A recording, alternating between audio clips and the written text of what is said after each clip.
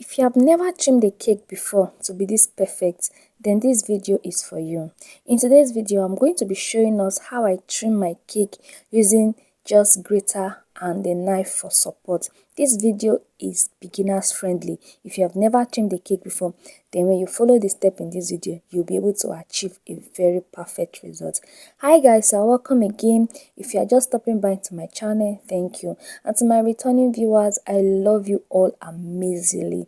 To those few persons that used to view my post and leave comments, it means a lot to me. In fact, you are still the reason why I am creating, and I say thank you. So yes, let's go straight to the video. Now mind you, this cake, it was not frozen. I baked it last night, so it was still fresh, and I'm trying to work on it. If you have a oven that is very level, or you are using one of those with no pan, then you might not need to do this step I did of trying to patch it. But if you always bake and your top of the cake are not even, instead of scraping everything away and reducing the height of the cake here by having too many crumbs or too many excesses, you just do this style I did here. Just remove the top side that is very high, use it to place on the other one.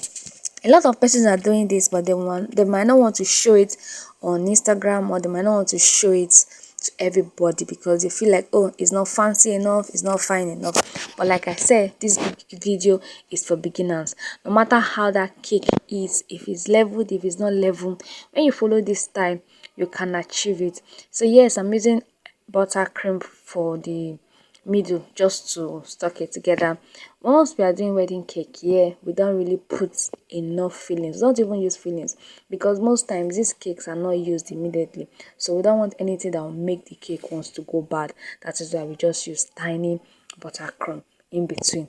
Now when you get to the last one, you see the way I did it, you have to flip it over. Yes, flip it over to make sure that the top will not be, the bottom will be on the top, so that it will give you that, that sharp edge. For the fact that these cakes are not still leveled on top, you're still going to have some holes that you will need to, use cake crumbs to lap. If you have, cake leveler, or you have enough cake that you want to, will I say, waste, or you want to dispose, then you can trim it to the exactness of it and make everything level. But because I don't like to waste cake like that, I prefer to, do this method I'm doing. Instead of wasting cakes, when I'm done, I'll use the one I trimmed out of it and use it to cover it, more like I'm doing a cement job.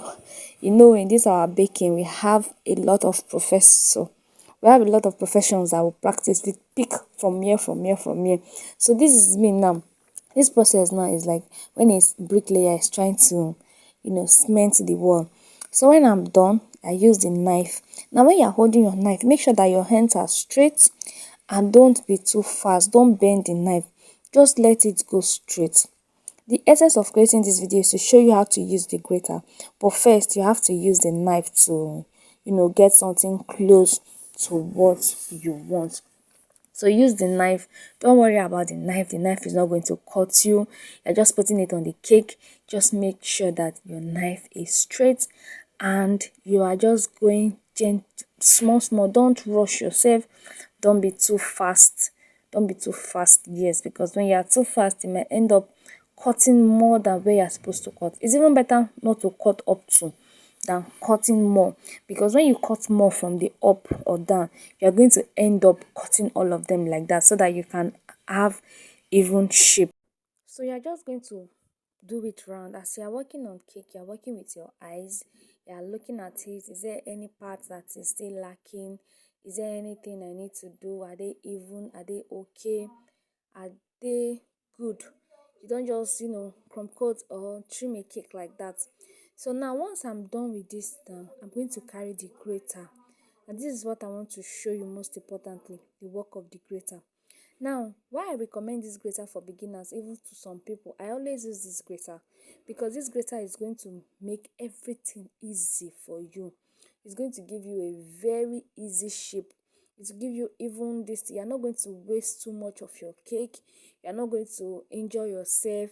In fact, I don't think there's any disadvantage in using this grater, honestly, because the cake that is shredding out now, you are still going to those crumbs. That is what you will use for your crumb coating.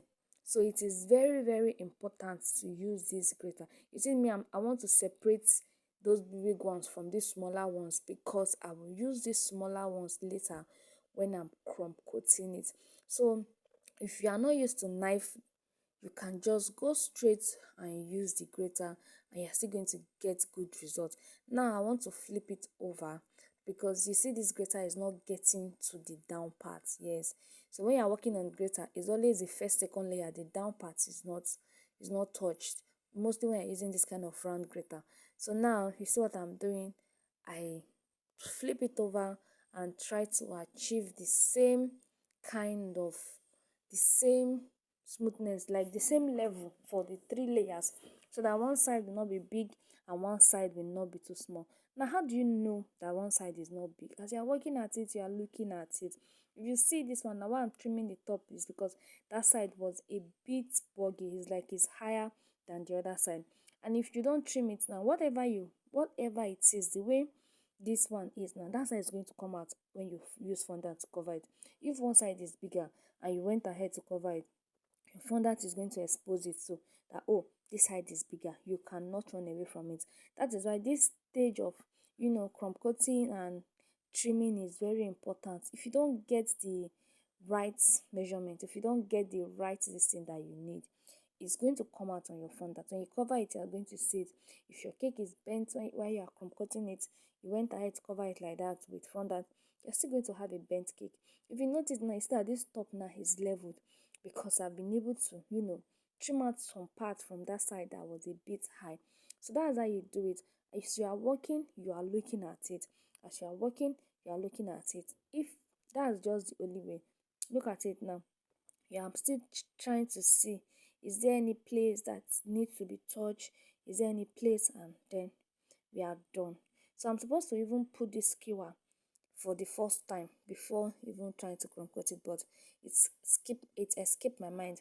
But thank God I remember, because it's very important when you're working on layer cakes to always put either skewer or dwell rod. I prefer to use skewer because the cake is not really big to start putting dwell rods, and I'm going to use dwell rods later when I'm trying to, when I'm stacking it at the venue. So there's no need to use dwell rod now. I just use skewer so that there will be space to put in the dwell rod. Okay, let us play a game. If you have watched up to this minute, I want you to guess, put it in the comment section. What are the sizes of this cake that I'm working on? I did the same thing for all the sizes that I'm working on. So I'm going to be ending my voice over here, and I'll just put music so that at least repeating it again, when you watch something over and over again, you can perfect this time. So thank you so much, guys. If you have not subscribed, please kindly subscribe to my channel, leave a comment, whatever it is, leave a comment and tell me how I can do better, and I will definitely take corrections and work more on it. I'm still, trying to get ahead of it, and I'm sure that with time and practice I will be much more better than this. But I hope you find this video helpful. I hope this video is able to teach you one or two things that you don't know, or boost your confidence about your baking journey. See you on my next video. Bye.